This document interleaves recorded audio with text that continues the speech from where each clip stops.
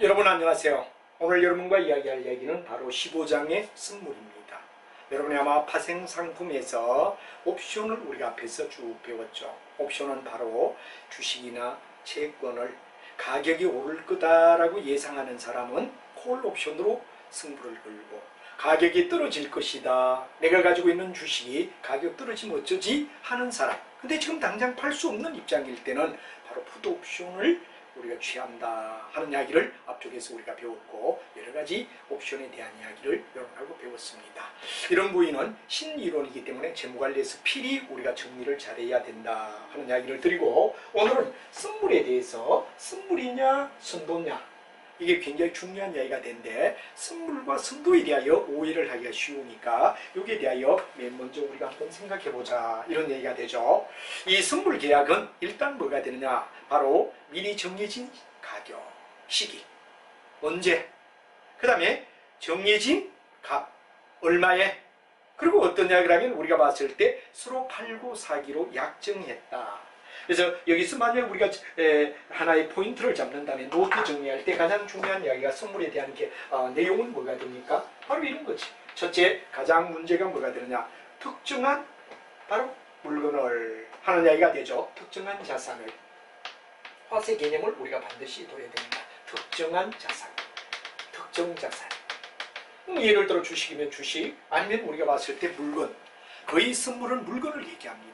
물건을 얘기하고, 옵션은 바로 채권이 대상이다, 이렇게 여러분이 봐주면 되죠. 그래서 어떤 특정 자산을, 그럼 두 번째는 뭐가 되느냐 그러면 반드시 우리가 정해진 시기니까 언제가 되죠. 회인의 개념이 된다, 시기라는 얘기가 되죠. 언제 우리가 팔고 살 거냐 하는 이야기를, 시기를 갖다 정한다 이거죠. 시기를 미리 정한다, 타임을 갖다 우리가 잡는다 이거죠. 언제까지. 세 번째 뭐가 되느냐 그러면 바로 우리가 봤을 때 정해진 값, how, 한마디로 말하면 하우에 대하여, 뭐지, 얼마에 대하여 하는 말을 갖다 우리가 바로 얼마에 이런 얘기를 갖다 우리가 정리해 주는 게 뭐가 되죠? 바로 선물에 대한 계약의 정리다 이거죠. 그래서 어떤 특정한 물건을 언제에 얼마의 가격으로 서로 주고 팔 것인가 하는 이야기를 우리가 일반적으로 이루는 이야기를 선물 계약이라고 정리를 내릴 수 있다 하는 이야기가 되죠. 그리고 이 선물은 반드시 여러분이 알다시피 확실하게 계약이 이루어집니다. 계약이 완벽하게 이루어질 수 있다 하는 이야기가 중요한 이야기가 되죠. 옵션도 완벽하게 해야 되느냐, 끝장을 보죠. 예를 들어 누가 이기느냐, 한마디로 말 가격이 올라갈 것을 예상하고 샀다 하는 콜에서는 올라가면 반드시 행사합니다. 그러나 예를 들어 반대 의견을 가진 사람의 입장은 이게 올라갈 게 아니라 떨어질 거야 하고 매도했다 이거죠. 콜옵션을 갖다 팔았다 이겁니다. 자기는 돈 받고. 이럴 때는 만약에 자기 예상이 맞다면 산 사람은 의미가 없지, 가격이 떨어졌으니까. 이럴 때는 바로 우리가 잘 알지만 면피를 한다. 바로 산 사람은 왜 되죠? 잠수를 타버리지. 왜? 사봐야 손해니까. 이런 입장이 되는데, 여기도 선물도 해야 되느냐 그럼 반드시 우리는 이루어진다. 그래서 여러분 선물에 대한 이야기를 갖다 쭉 우리가 뒤에 가다 보면 선물 시장이 어떠냐 하는 이야기가 뒤쪽에 가면 선물 시장 구조를 잠깐 우리가 한번 보도록 하죠. 보통 상품의 선물에서 가장 많이 나오는 게 뭐가 되느냐, 근데 옥수수, 그 다음 뭐가 되느냐 밀, 그 다음 뭐가 되느냐 콩, 이런 얘기가 뒤에 나옵니다. 선물 계약에 뭐가 되냐, 유형하고 뒤쪽에 한 3페이지 뒤에 가면 바로 우리 책으로 볼 때 옥수수나 밀이나 콩을 갖다 얘기하는데, 이건 농산물을 얘기하죠. 농산물의 경우 바로 국제곡물시장, 국제곡물시장에서 이걸 갖다가 서로 사고 팔겠다, 바로 특정 자산을 언제 얼마에, 보통 국내에선 잘 이루어지지 않고 국제 곡물을 사고 파는 사람들끼리, 한마디로 말하면 뭐가 됩니까, 무역업자들끼리 얼마에 사겠다 하는 계약을 맺는 걸 갖다 얘기한다. 그러니까 대상, 우리가 봤을 때 대상의 가장 중요한 얘기가 옥수수, 밀, 콩을 우리가 농산물 쪽에 들 수 있다. 그 다음에 이제 우리가 봤을 때 공산품 쪽에는 뭐가 됐냐, 구리, 그 다음에 금. 이거 뭐냐 그러면 우리가 봤을 때 공산품이라고 얘기하죠. 이런 내용이 거의 대다수가 구리나 금 같은 것들이 그 대상이 되더라 하는 이야기, 대상을 미리 먼저 우리가 한번 살펴봤다 이거죠. 이걸 가지고 이제 만약에 기초자산을 가지고 서로가 얼마에 사고 팔 것인가를 미래 날짜로 어야 된다. 그럼 계약을 해놓고 가격이 올라가느냐 내려가느냐의 결과에 대해서 본인들이 책임을 진다 하는 얘기가 바로 선물이다. 이런 얘기가 되죠. 그래서 이제 선물은 특정 자산, 예를 들어 농산물의 경우, 공산품의 경우는 옥수수나 밀이나 콩이 대상이 되겠죠. 그다음에 또 아니면 우리가 봤을 때 공산품의 경우는 굴이나 금 같은 것이 그 대상이 된다. 이렇게 우리가 말할 수 있겠죠. 그래서 예를 들어 연말까지 그럼 연말까지 우리 시간을 갖다가 잡아놨어. 그래서 연말에 가서 얼마에 하는 가격을 우리가 잡아놨다 이거죠. 그럼 연말까지 바로 굴곡이 올라갔다 내려갔다 할 때마다 요동을 칠 때마다 왜 되느냐? 서로 통장을 걸어놓고 바로 매일매일 결제를 합니다. 매일 결제. 그렇기 때문에 끝까지 어야 되느냐 그러면 결제를 하면서 나가기 때문에 거래는 반드시 어야 되느냐? 승립하게 된다 하는 이야기가 되고, 우리가 앞에 배웠던 콜옵션이나 풋옵션도 반드시 거래는 승립이 되고, 예를 들어 불리한데 예를 들어 자기가 불리한 사람이 뭐가 되느냐? 만약에 샀다면 매입자라면 거의 대다수가 불리할 때는 어야 되죠? 잠수를 타버리고, 판 사람의 입장, 매도자의 입장은 뭐가 되느냐? 그럼 바로 면피를 한다. 이런 얘기라면 여기는 뭐가 되느냐? 선물은 반드시 끝까지 계약이 이루어진다 이거죠. 근데 이 선물과 유사한 선도란 말, 이거는 여러분들 배추밭대기를 생각해야 됩니다. 그래서 이제 그 밑에 보면 뭐가 되느냐 그러면 선물과 선도에 대하여 비교를 해놨는데 우리가 한번 같이 보자 이런 얘기가 되죠. 자, 여러분하고 선물은 어떻고, 선물은 이런 걸 대상으로 하면 반드시 이루어지고 특정 자산을 특정한 시기에 얼마에 그러는 가격에 의하여 매일 뒤에 가면 배우지만 통장에서 불리한 사람 통장에서 유리한 사람 통장에게 사고 파는 행위가 계속 지속되게끔, 실제로 물건은 안 가지만 뭐가 되느냐? 통장 거래에서 불리한 사람 통장에 유리한 사람 통장으로 넘겨주는 바로 대금에 대한 뭐가 되느냐? 증거금을 걸어놓고 매일매일 어야 됩니까? 선물거래소에서 결제를 한다 하는 이야기를 미리 먼저 하죠. 그럼 여기서 여러분들 요거는 알았고, 우리가 봤을 때 선물과 선도를 비교해서 한번 보자. 지금 제가 말한 건 선물을 얘기했습니다. 국제 공물에서 예를 들어 농산품의 경우, 공산품의 경우 어떤 자산을 언제 얼마에 사고 팔 것인가 하고 미리 계약을 맺어두고 통장을 통하여 서로 주고받으면 선물이다 이런 말을 하고, 앞에 배웠던 바로 주식 채권의 경우는 옵션을 가지고 우리가 얘기했는데 선물은 물건을 가지고 얘기한다. 그렇기 때문에 외국에 뭐가 되느냐 그러면 공물단들, 예를 들어 외국과의 무역상들 사이에 일어나는 거래의 예라고 우리가 봐주면 좋다 하는 말이 되죠. 자, 그 다음에 이제 우리가 중요한 이야기는 선물과 선도의 차이를 갖다 우리가 한번 보죠. 이제 선도는 이런 국제 공물이 아니라 비교적 어떠냐 그러면 시골의 배추밭대기라는 생각을 여러분 가져주면 좋은데, 뭐 시골에 있는 분들은 너무나 잘 알 겁니다. 어떤 문제가 있느냐 그러면 선도를 조금 설명하죠. 예를 들어 뭐 2월이나 3월이 되면 2월 10일 정도쯤에 이제 농사를 짓기 위하여 농부가 배추밭에다가 씨앗을 뿌린다 이렇게 되겠죠. 그러면 이제 보통 한 10월이나 12월 정도 됐을 때 배추가 뭐가 되냐, 성숙기에 젖어서 배추를 갖다 실제로 파는데, 이 사이에 한 5, 6월이 됐을 때, 5월이나 6월 정도쯤 됐을 때 서울의 상인이 시골에 내려와서 내가 너의 배추밭을 미리 사겠다 하고 계약을 맺습니다. 그래서 이때 여기에 계약을 갖다 우리가 만약에 5월 정도나 6월 정도에 여야 되느냐 그럼 계약을 맺자 이런 얘기가 되죠. 그러면 만약에 배추를 갖다가 한 단에 한 포기에 얼마를 갖다 사느냐, 3,000원이라고 가정하자. 만약에 배추값이 좋을 때 3,000원이다 하고 계약을 맺습니다.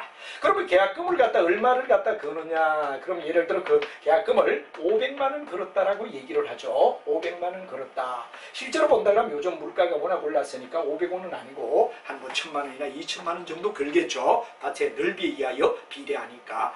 그러면 이제 이렇게 계약을 해놓고 이제 500만 원을 갖다가 상인이 누구에게 주느냐, 농부에게 줬다 이거죠. 농부에게 주고 계약서를 썼을 거다 이겁니다. 그래서 이 계약서를 쓰고 어떤 내용이라면, 이게 지금 얘기하는 건 선도가 되겠어요. 선도라는 말을 갖다 설명하기 위해서 이제 예를 듭니다. 자, 그럼 이제 한 포기에 3,000원이라는 말과 계약금 5천만 원을 상인이 농부에게 주고 갔다 이거예요. 근데 만약에 연말이 되어서 실제 추수가 되었더니 배추값이 올라갈 경우도 있고 폭락할 경우도 두 가지가 있다 이거예요. 근데 이 500만 원의 범주 내에 스스로가 상쇄가 될 정도면 어지간하면 거래를 합니다. 왜? 보상을 줘야 되기 때문에, 배상을 해야 되기 때문에. 계약을 파기할 때는 배상을 만약에 농부 입장은 500만 원 받았기 때문에 배를 해서 1000만 원을 상인에게 줘야 되고 상인의 경우는 500만 원을 이제 고스란히 포기해야 되는 이런 거래가 바로 어디에 되느냐? 선도란 말이야. 근데 예를 들어 이때 어디에 되느냐? 뭐 2700이다, 2500이다. 그러면 뭐 밭에서 500만 원 범주 이내에 이루어진다면 이 계약은 성립이 됩니다. 그런데 예를 들어 배추 한 포기가 얼마 되느냐? 예를 들어 5천 원 올랐다 이거예요. 그러면 엄청난 뭐가 됩니까? 바로 거의 배에 가깝단 말이야. 배상을 해주고도 어디에 되느냐? 그러면 손해보는 일. 배상을 해줘도 차라리 이익이다 이거지. 그래서 어디에 되느냐? 만약에 이렇게 5천 원 올랐다 이러니까 업이 될 때는 농부가 포기합니다. 어떻게 되죠? 500만 원에 2배를 해서 자기 받은 500만 원에 500을 다하여 1000을 주고 나 거래 안 하겠어? 포기해도 됩니다. 포기해도 됩니다. 그럼 뭐 해야 되느냐? 그러면 상인은 배상으로 1000만 원 받고 포기하고 나가야 됩니다.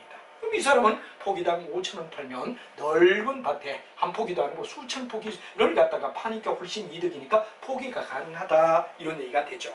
반면에 예를 들어 한 포기가 만약에 두 번째 이야기 가정은 만약에 한 포기에 얼마냐 그러면 예를 들어서 300원 하더라. 300원 하더라. 엄청 폭락 10분의 1 가격으로 폭락이 된 거야. 차라리 배추밭에 그냥 놔두고 농부들이 해야 되니까 포기해버리지. 이거 팔아봐야 뭐 인건비도 안 나온다. 이런 경우가 있을 수도 있죠. 이게 만약 예를 들어 다운이 됐다라고 얘기하자 이거죠. 이런 가정을 우리가 한번 보자 이거죠. 이러면 300원씩이라면 상인이 사와봐야 포기당 약속을 갖다 3,000원 했는데 3,000원 주고 사가가 300원이라면 왜 그 짓 하겠어요? 차라리 500만 원을 포기하자. 잠수를 타버리는 거예요. 농부는 500만 원 받은 걸 고스란히 하고 아무리 연락을 취해도 상인은 전화를 받지 않아. 포기해버리는 거예요. 이게 뭐죠? 바로 선도거래다. 그래서 선도거래는 우리가 밭대기란 말을 갖다가 많이 써죠. 배추 밭대기다. 배추를 밭대기 한다. 뭐 이럴 때 우리가 뭐가 되느냐 그럼 보통 많이 쓰는 게 뭐가 되느냐? 농부와 상인 사이에 가격이 현저히 올라가든지 가격이 현저하게 포기되어서 계약금 범주를 갖다가 어떻게 되느냐 넘어나면 한쪽은 포기해버리는 거죠.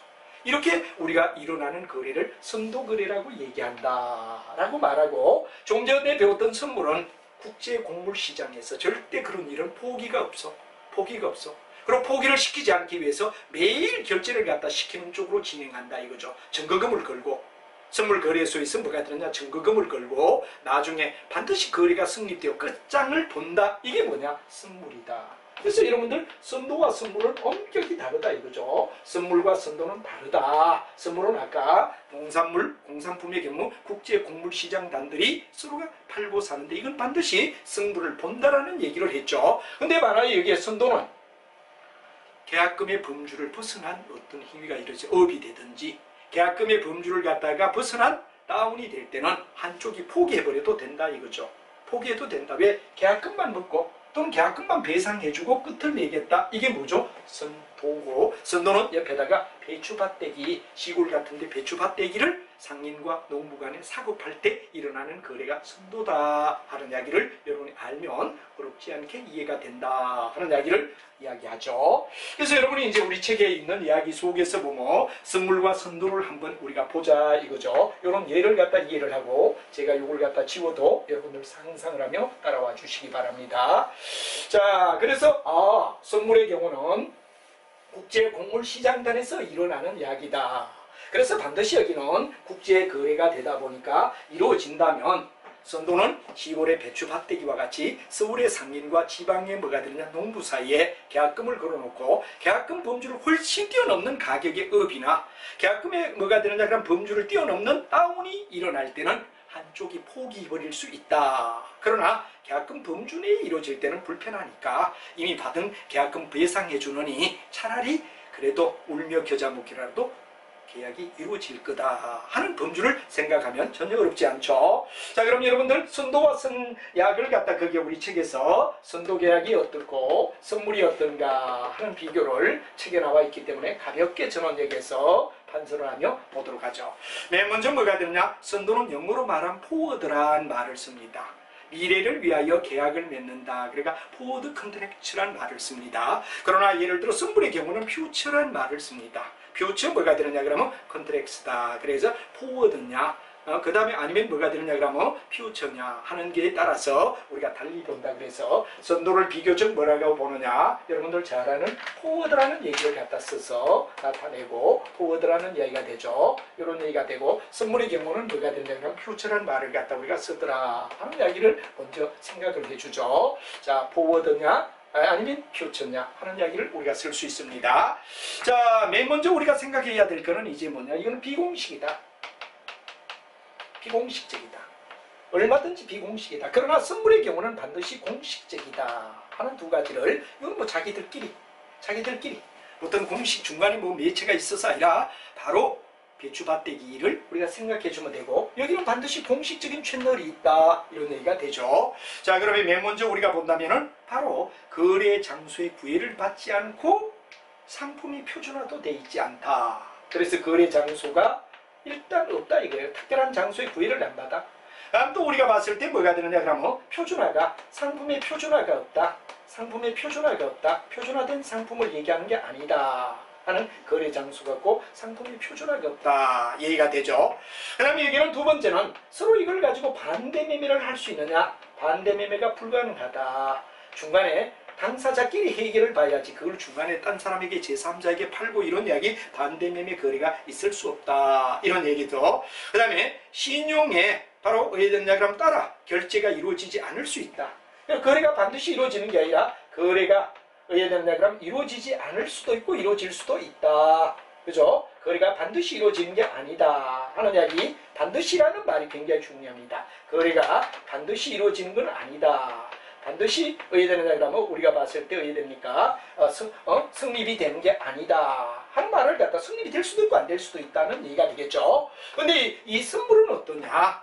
반드시 거래 장소가 일정합니다. 표준화가 되어 있습니다. 그래서 정해진 장소 이제 여러분들 잘 알지만 정해진 장소에서 의해되느냐 거래가 일어나지, 뭐 상인과 농부처럼 어떤 얘기에 어떤 아무 장소에서나 이런 거래가 이루어지지 않고, 반드시 여기는 여러분들 뒤쪽을 넘어가면 뭐가 되냐, 선물을 전문적으로 하는 그림이 있습니다. 그래서 뒤에 보면 뭐가 되냐, 선물 시장의 유형하고 뒤쪽을 갖다 미리 한번 봐둘까요? 거기에 보면 선물 시장의 거래 구조하고 표가 나온 게 뒤로 있습니다. 책을 넘겨서 한번 봐주시기 바랍니다. 자, 여기 매입자가 있단 말이야. 여기 매도자가 있다 이거죠. 그 다음에 여기에서 선물 중개인이 있어.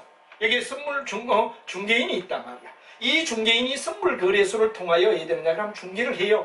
그리고는 해야 되느냐, 청산소가 있다 해서 청산소는 통장을 가지고 매일매일 결제를 해주는 청산소가 있더라. 우리 이런 선물 중개인이 있고 선물 거래소가 있다 하는 이야기가 정해진 장소가 있다는 얘기를 얘기한다 하는 이야기를 여러분이 이해를 해야 되죠. 정해진 장소가 분명히 있다. 그리고 청산소에서 매일매일 결제를 한다 하는 이야기가 중요한 이야기가 되죠. 그래서 정해진 장소가 있고 상품은 반드시 뭐가 되죠? 표준화가 되어 있다. 예를 들어 아까 국제곡물시장에서 농산물의 3가지, 공산품의 2가지 대표적인 예를 들었지만 상품이 표준화되어 있다 하는 얘기가 되겠습니다. 이렇게 되어 있단 말이에요. 이게 장소가 있다. 그리고 두 번째는 반드시 선물 거래는 뭐가 되느냐 그러면 우리가 봤을 때 남과 제3자에게 의해되느냐 그러면 팔고 살 수가 있다 그러는 얘기가 중요한 얘기가 되죠. 반대 매매가 가능하다.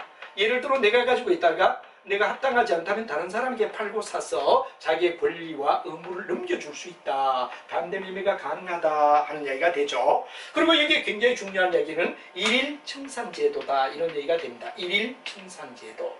이 말은 뭐가 되느냐, 바로 불리한 사람 통장에서 불리한 자가 바로 뭐가 되느냐, 유리한 자에게 바로 왜 되느냐 그러면 그 가격이 올라간다든가 이럴 때 매일 결제로 이해되느냐 그러면 매일 결제로 대금이 이해되느냐 그러면 정해지게 되고, 어디에서? 청산소에서. 이게 바로 뭐가 되느냐, 선물의 경우, 선도의 경우 다르며, 여기는 생각이 안 날 때 비공식적인 배추밭대기를 생각해줘라. 그리고 여기는 공식적인 어떠냐 그러면 선물의 형태를 갖다 취하고 있다 하는 이야기에 대하여 선물과 선도에 대한 이야기부터 여러분이 정확하게 구분할 수 있는 게 중요하다. 앞에 배웠던 옵션은 주식 같은 경우를 얘기를 했죠. 주식이나 채권의 경우를 갖다가 얘기했다면 여기는 선물은 바로 물건을 얘기하는데, 그 속에 선도의 경우는 얼마든지 비공식적으로 중간에 포기도 가능하고 계약금 범주 내에서만 거래가 이루어진다면 선물은 확실하게 국제공물이나 국제공산품의 경우 국제거래에서 반드시 거래가 성립되게 된다 하는 이야기를 알고 이게 표준화가 안 된다. 표준화돼 있어. 반대매매 불가능해. 반대매매 가능해. 거래가 반드시 성립되는 거 아니야. 그러나 여기는 반드시 성립된다. 성립이 100% 된다 하는 게 아주 중요한 이야기다 하는 이야기를 비교하는 것이 매우 중요한 이슈라고 여러분에게 설명할 수가 있습니다. 자, 이와 같이 우리는 선도와 선물에 대한 이야기를 정확하게 우리가 비교하고 선물이 매우 중요한 이야기다. 선도는 시골의 배추밭대기처럼 비공식적으로 이루어진다 하는 이야기를 여러분이 먼저 생각해 주시면 도움이 될 것 같습니다. 그래서 우리가 선물과 선도에 대한 이야기. 선도는 우리가 잘 알지만 배추밭대기다. 반드시 성립되는 게 아니다. 얼마든지 우리는 계약금의 범주를 넘는 어떤 사건이 일어날 때는 파기가 가능하다. 하지만 우리가 선물의 경우는 반드시 계약이 성립이 돼야 되며 거래에 의해되느냐 중개소. 중개인의 거래를 통하여 선물 거래소 이루어지고 청산소가 있어서 통장을 통하여 매일 불리한 사람 통장에서 유리한 사람 통장으로 가격의 변동에 따라 돈이 왔다 갔다 하며 끝까지 간다 하는 이야기를 여러분이 알아두면 되죠. 자, 그럼 여러분하고 우리가 봤을 때 그 얘기를 충분히 이해를 했고 다음 이야기는 뭐가 되느냐. 선물과 선도 계약의 차이까지 우리가 얘기를 했고 선물 계약을 할 때 이루어지는 여러 가지 한마디로 말하면 용어들을 우리가 한번 꼼꼼하게 살펴보자. 옵션에서 여러분이 얘기들은 그럼 상당히 어려움을 겪었다라고 학생들이 많이 얘기를 하거든요. 그래서 우리가 여기는 좀 천천히 진행을 하며 끝부위까지 재무관리의 끝부위의 기초이론은 어떤 이야기라면 문제부위에 들어가기 전까지는 좀 슬로우로 한 단계 한 단계를 갖다 밟으면 워낙 어떤 이야기라면 여기가 중요하기 때문에 그리고 어떤 면은 신이론이다. 평상시에 여러분이 접하지 않다 보니까 이 부분이 좀 어렵지 않나 생각을 하고 시험이나 또는 여러분들 여러 가지 학점이나 등등을 따는 데는 매우 이 부분이 중요하다는 이야기를 드리고 여러분하고 설명을 쭉 드리며 나가죠. 보통 맨 먼저 우리가 여기서 중요한 선물에 있어서 선도는 나눴다. 배추밭대기고 비공식적인데 선물은 공식적이다. 이까지 이야기가 다 됐습니다. 그럼 이제 여러분하고 우리가 본 게 뭐가 되느냐 그럼 바로 일종의 기초자산이란 말이 뭐냐 선물에서 아까 제가 그랬죠. 농산물의 경우는 옥수수, 밀, 콩 같은 게 대표적인 국제 곡물 시장에서 이루어지고 그 다음에 구리와 그 다음 뭐가 되느냐 금이라 그랬죠. 이게 공산품에서 이루어지는 대상이다. 그런데 바로 기초자산은 선물의 대상 선물의 대상을 갖다 우리는 뭐라 그러냐 선물의 대상 상품을 갖다 우리가 일반적으로 봤을 때 뭐가 되냐 그러면 기초자산이다 이런 말을 씁니다. 그래서 기초자산은 우리가 어디까지나 선물의 대상이 되며 좀 전에 말했지만 농산물의 경우는 옥수수, 밀, 콩 같은 거 국제거래에서 일어나는 거래를 대상으로 잡고 공산품의 경우는 구리와 금 같은 것이 대표다 하는 말인데 그게 기초자산입니다.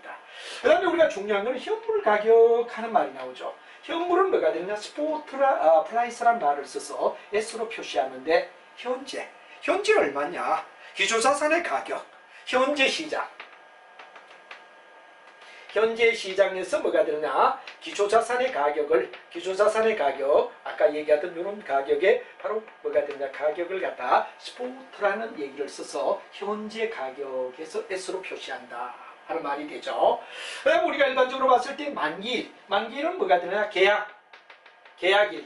계약일을 갖다 우리는 뭐라 하냐 서로가 주고받기로 한 계약일을 갖다 우리는 뭐라 하냐 만기일이다. 예를 들어 약속한 미래의 특정 시점을 갖다 얘기하고 그다음 인도일이라고도 얘기한다. 만기일은 계약일이라고도 말하고 인도일 실제로 물건을 주고받는 인도일을 얘기한다라고 말한다. 근데 실제로 물건은 주고받지 않습니다. 거의 선물 거래는 통장을 통하여 돈이 왔다 갔다 하지 실제 물건을 사고 파는 경우는 거의 없다 하는 말이 되죠.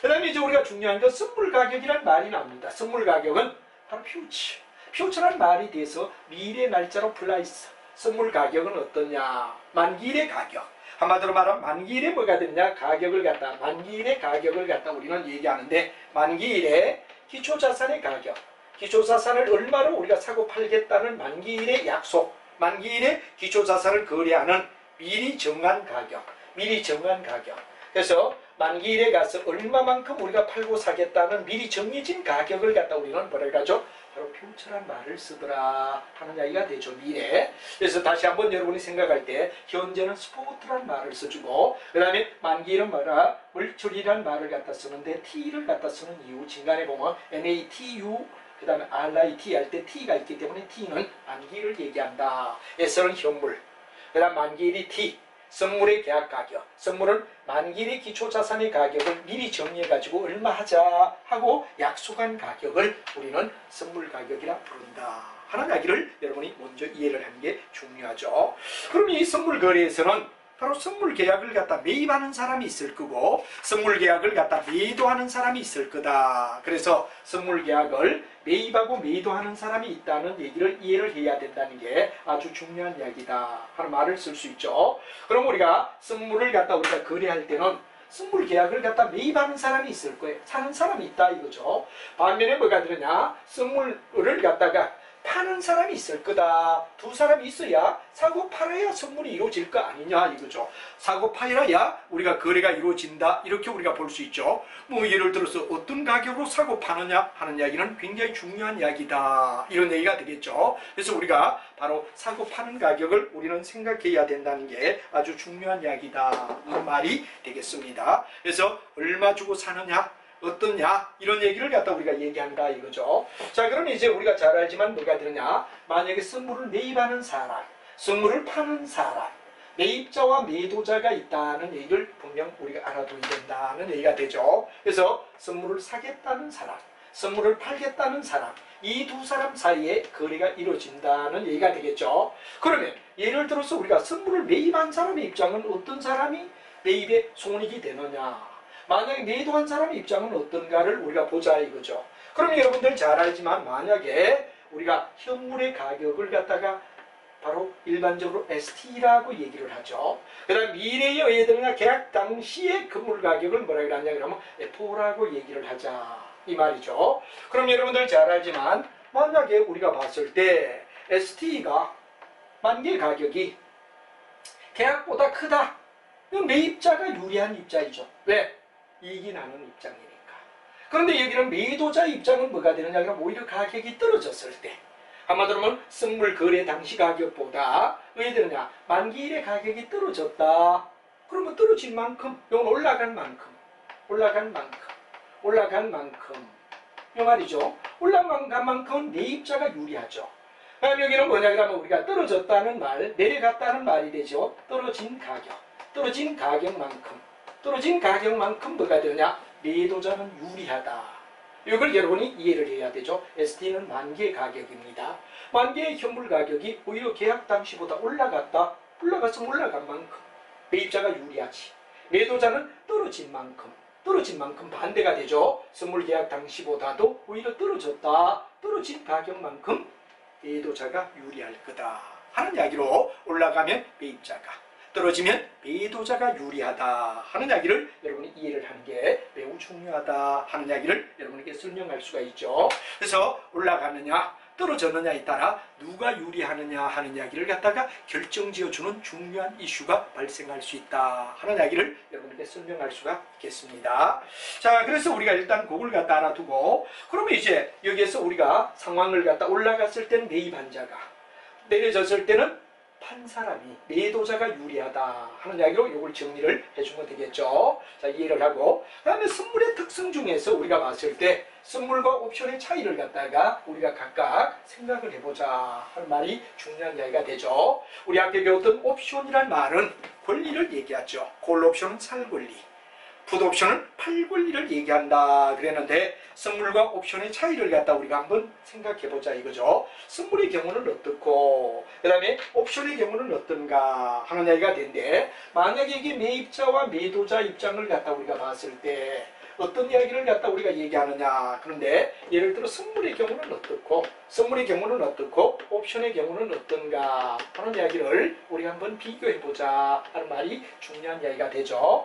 자 우리가 본다면 뭐가 되느냐 선물의 경우는 어떤 문제가 있고 그 다음에 옵션의 경우는 어떤 문제가 있느냐를 매입자와 매도자 입장으로 우리가 보자 이거죠. 그러면 선물의 경우는 그 다음에 옵션의 경우는 우리가 비교를 한다면 이런 얘기가 되죠. 자, 매입자나 매도자가 선물의 경우는 대등관계다.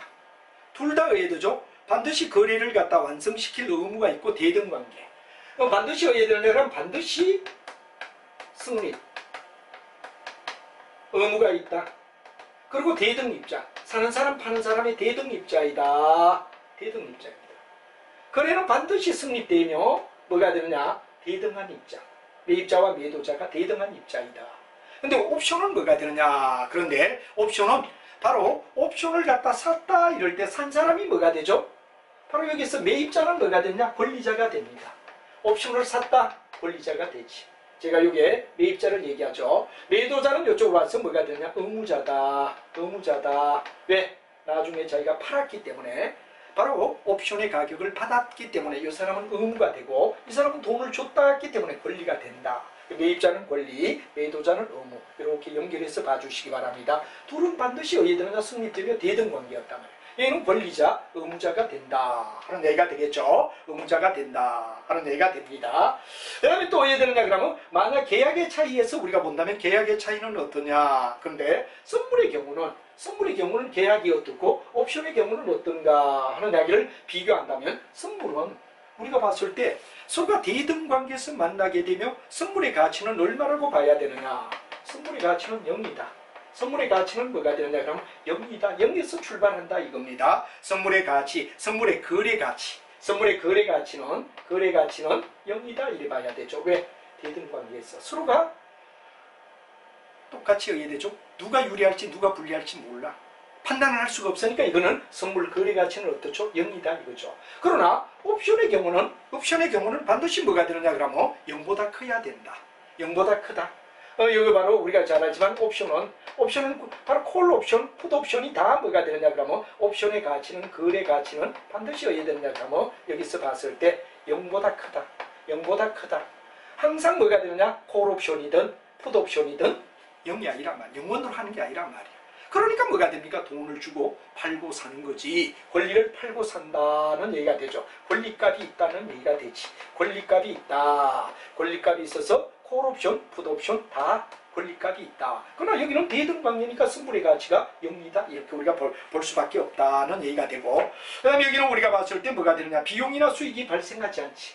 여기 우리가 말하는 뭐가 되느냐. 선물은 비용이나 수익이 의해되느냐 발생하지 않는다 이거죠. 그러나 여기는 의해되느냐 반드시 옵션 가격을 줬다 이럴 때 옵션의 가격은 뭐가 되느냐 그럼 바로 이거는 비용으로 처리한다는 얘기가 되죠. 돈을 준 사람이 비용으로 처리할 수밖에 없다. 이게 바로 뭐가 되느냐 그럼 바로 선물과 옵션에서 이거는 반드시 성립되어야 되면 대등관계에서 우리가 되는 게 선물이라면 옵션은 권리자와 산 사람은 권리자야. 판 사람은 의무자야. 그리고 이 선물은 뭐가 되느냐? 거래 가치가 없고 비용과 수익이 없다라고 얘기되지. 그러나 옵션 거래는 가치가 0보다 크고 권리값이 있다. 그래서 옵션의 가격은 바로 비용으로 처리한다 하는 얘기가 중요한 얘기가 된다는 얘기로 비교를 갖다 해주면 어렵지 않게 여러분이 이해할 수 있지 않느냐 하는 이야기로 설명을 할 수가 있습니다. 그럼 이제 우리가 선물에 대한 청산은 어떻게 되느냐 한 말이 되는데 바로 기초자산의 인수 또는 인도를 갖다 하고 원래의 거래에서 뭐가 되느냐 그럼 바로 반대거래, 차액 결제, 반대거래가 되면 차액 결제를 한다. 차이만큼 돈을 갖다 서로 주고받으면 차액 결제라고 얘기를 하죠. 그래서 여기서는 우리가 일반적으로 봤을 때 불리한 사람이 유리한 사람에게, 불리한 자가 유리한 자에게 뭐가 되느냐 그럼 바로 대금을 갖다가 주는 차액 결제.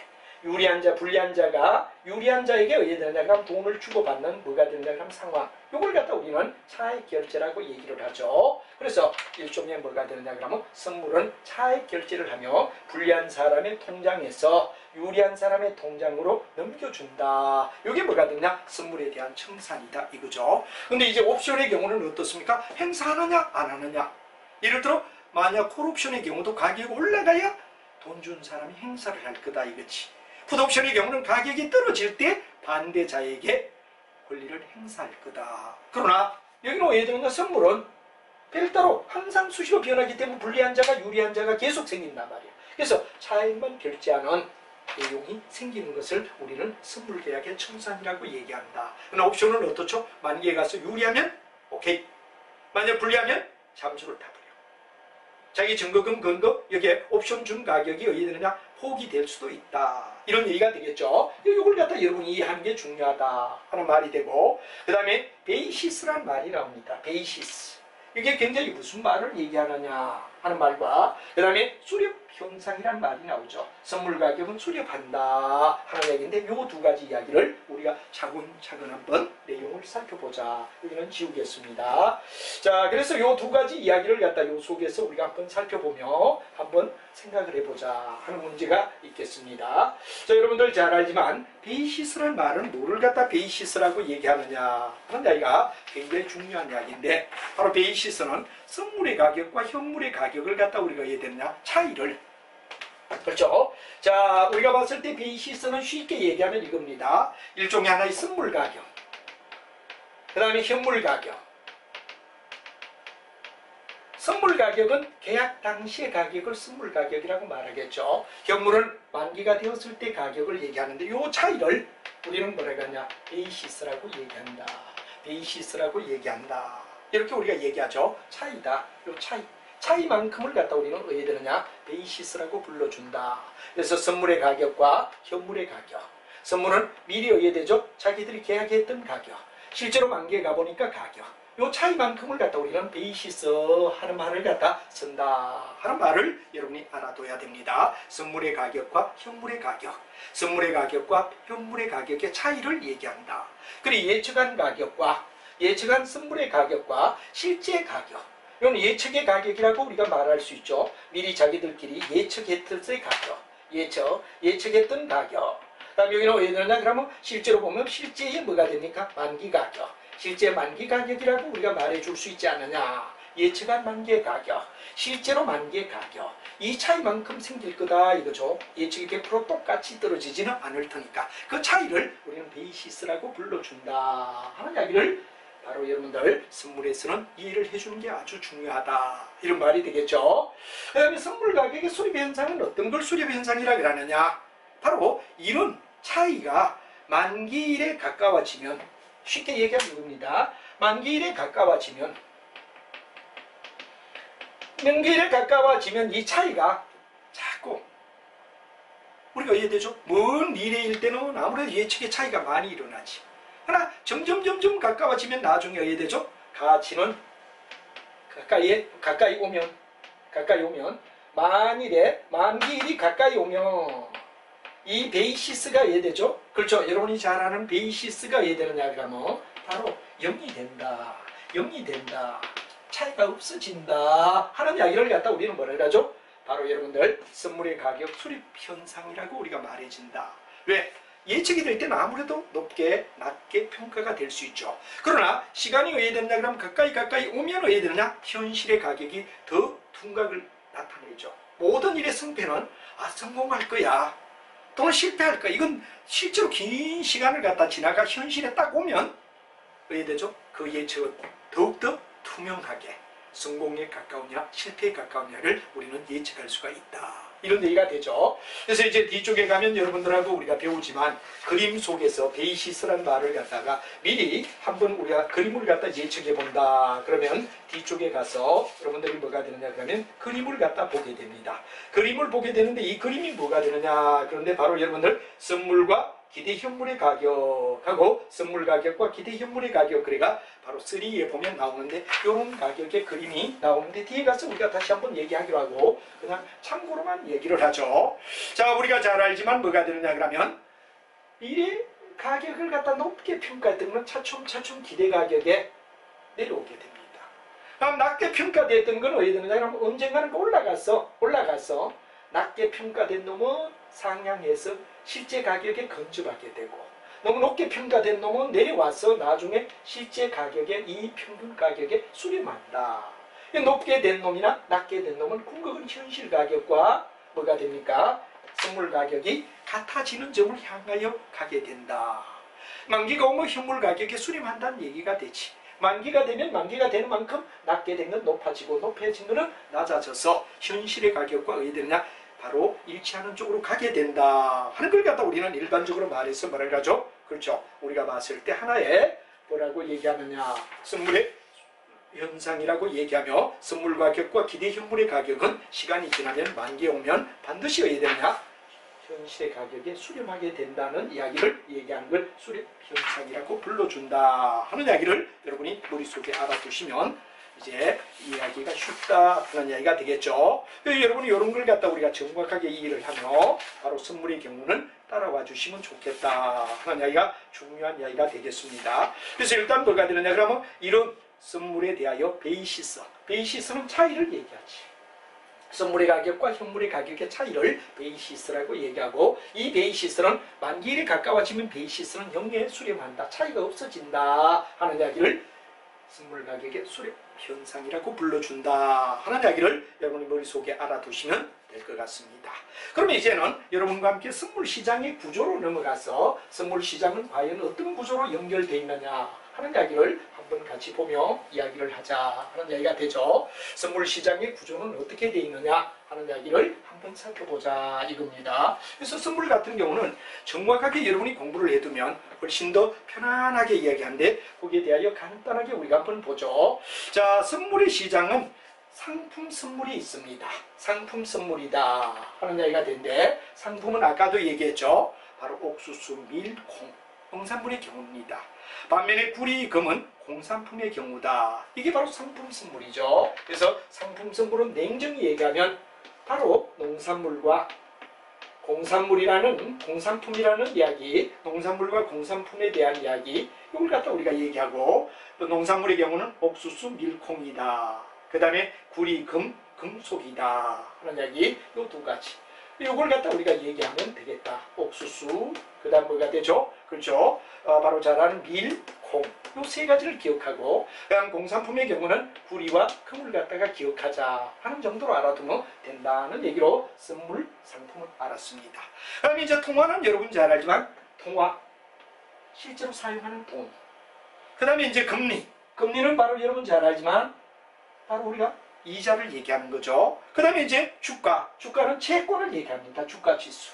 그래서 여러분이 통화는 달러, 현재 돈을 갖다 얘기하는 7개국, 파운드, 달러, 마르크, 이런 것들이 우리 국제통화시장의 이야기를 통화라고 얘기한다. 금리는 여러분 잘 알지만 이자율의 변동 원인, 이자율에 대한 거 금리라고 얘기하죠. 이자율을 가지고 이제 서로가 팔고 산다. 주가 지수는 바로 여러분들 채권의 경우 많이 쓴다 하는 정도로 정리를 하면 충분히 이해가 되리라 생각합니다. 이렇게 해서 선물 계약의 유형을 먼저 얘기해봤고, 다음에는 선물 시장의 거래 구조는 다음 시간에 여러분과 함께 또 또박또박 진행하며 끝까지 화이팅하며 따라와 주시기 바랍니다. 여러분 화이팅입니다.